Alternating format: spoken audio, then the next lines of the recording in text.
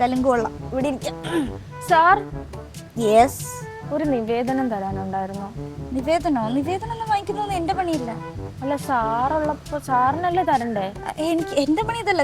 നിങ്ങൾ മന്ത്രിയുടെ വീടുണ്ട് ഇവിടെ, മന്ത്രിനോട് പോയി. സാർ, മന്ത്രിയുടെ വീട് എനിക്ക് അറിയില്ല. എന്നാ മുഖ്യമന്ത്രിയോട് പോയിക്കണം. സാറുള്ളപ്പോ ഞാൻ മുഖ്യമന്ത്രിക്ക്. ഇതെന്റെ പണിയല്ല, നിവേദനം വാങ്ങിക്കലല്ല എന്റെ പണി. പിന്നെ സാറിന്റെ പണി എന്താണാവോ?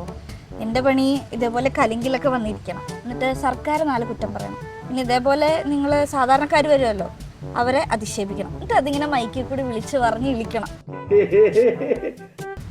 സാറിനെ ജനങ്ങൾ തെരഞ്ഞെടുത്തല്ലേ, അപ്പൊ സാർ ജനങ്ങൾക്ക് വേണ്ടിയല്ലേ നിൽക്കേണ്ടത്? അധികം വർത്തമാനം പറയണ്ട, ഓക്കെ? എനിക്ക് തീഗോളം ഉണ്ട്. അതൊക്കെ എടുത്താന്ന് നിങ്ങൾ വിചാരിക്കണ്ട. തീഗോളോ? തീഗോളം ഉണ്ട്. എന്തേ, അറിയില്ല? ഇല്ല.